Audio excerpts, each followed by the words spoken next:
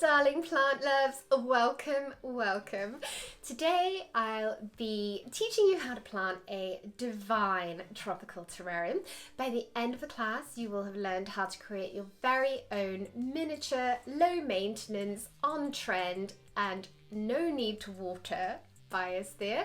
Let's dig in. You'll need terrarium tools. The essentials are a paintbrush and a skewer with a cork pressed in on the pointy end. Your glass vessel, you can use an apothecary bottle, a carboy, clip top jar, jam jar, actually pretty much any glass vessel that has a lid or makeshift equivalent. I would always suggest using a vessel that has clear glass, but if your vessel has a slight tint to it, move it closer to the light source than you usually would once it's fully planted. For your drainage layer, you can use slate, pebbles, gravel. I like to use these clay pebbles. Activated carbon or charcoal, you can use horticultural or the stuff you'd add to aquariums. The only difference is the particle size. Any potting soil will do, just so long as it is peat free. I like to make my own potting soil. You can follow my soil recipes in the other videos. You can use tropical ferns, earth stars, begonias, African violets, creeping figs do really well, baby's tears, moss. I buy crates of this stuff, and when it comes to using it, I just let it sit in some water for a few hours. Decorative stones or sand for your final layer. Today I'm just using this standard gravel. Optional extras are quartz clusters, fossils and shells. If you're making a terrarium with the wee ones in your life, I'd recommend Lego, dinosaurs, fairies, anything that's going to let their imagination run wild. First up, we're going to tilt the vessel on its side to prevent breakages and gently add a few centimeters of your drainage layer. This layer makes sure excess water doesn't stay in the soil and cause root rot. Since there are no holes in the base of your glass, this drainage layer prevents the terrarium from turning into a mini swamp.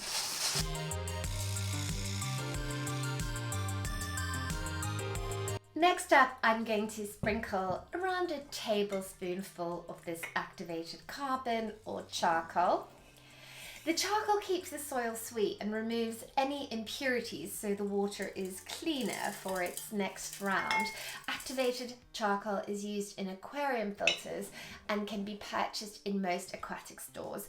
I'll put a link to everything that I'm using today in the description below. Now we're going to start grabbing handfuls of soil and we're going to start to top up.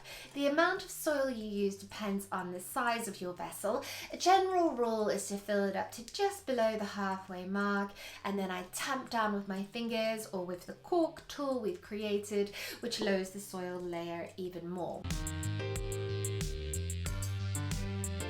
Now we're going to start removing plants from the pots and dusting off those roots. You might find that there's a few plants within each pot, so just divide the plants up using whatever you need in the terrarium. You don't need to use everything. I also like to get rid of any leaves that aren't looking that great at this stage, any that are maybe a little broken or already sort of tearing off.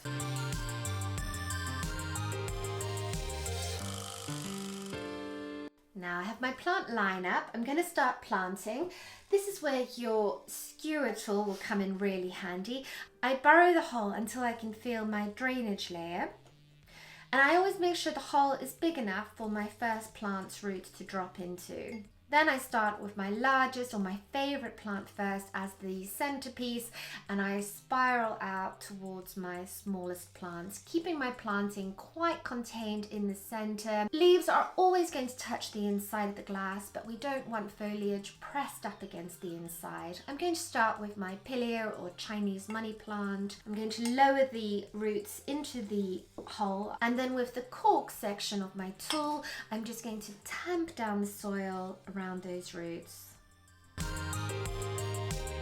You can tug on a leaf or a stem just to make sure your planting is secure. Then once I have my first plant in, I'm going to move on to my second. Burrowing a hole in the same way we did our first.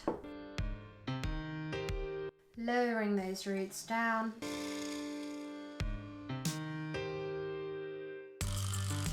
It often helps to get down to eye level to see exactly what's going on with your planting.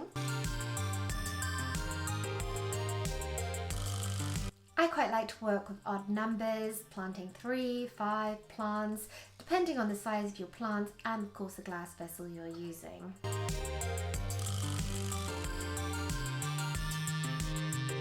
Before I add my moss, I'm going to really tamp down the surface of the soil so I have a nice level surface to work with. I'm going to take a section of this cushion moss. It's a good idea at this stage to remove any bits of twigs or sticks that have lodged themselves into your moss. You can dust these out with a paintbrush. If you have a very thick base of rhizoids on the back, you might want to pull some of those out. We won't be damaging the moss, so don't worry about it. Any bits of moss that want to just fall off naturally, just allow them to do so. I like to add just 1 or 2 key areas of moss. Now, I use the glass to guide me down. I always like to make sure I'm just seeing green against the glass. I don't want to see the underside of the moss. Then with my fingers, I press the moss against the inside of the glass. And then this is the tricky bit. You want to make sure you don't bury any foliage underneath. Pressing the moss with your fingers against the inside.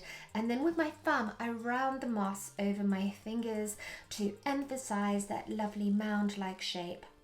I also like to taper it down at the sides so that it looks as if it hasn't just been plonked there, that it's integrated with the landscape.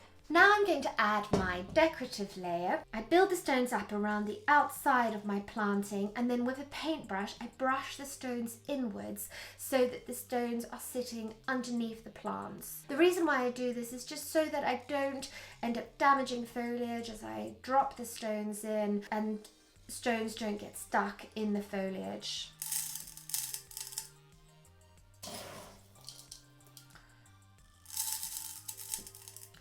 So as you can see, I've built up a pile at this side, and I'm going to do the same around this side.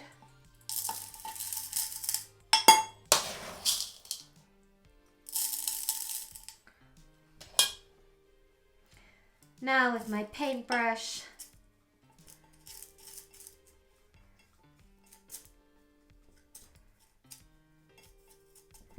I push the stones underneath the plants. Now to accessorize with objects such as quartz or shells. Dust leaves with your paintbrush tool. Use kitchen paper to wipe down the glass walls inside your terrarium. I find terrarium making really brings out the perfectionist in everyone. All that's left now to do is put the lid on your terrarium and watch your little biosphere come to life.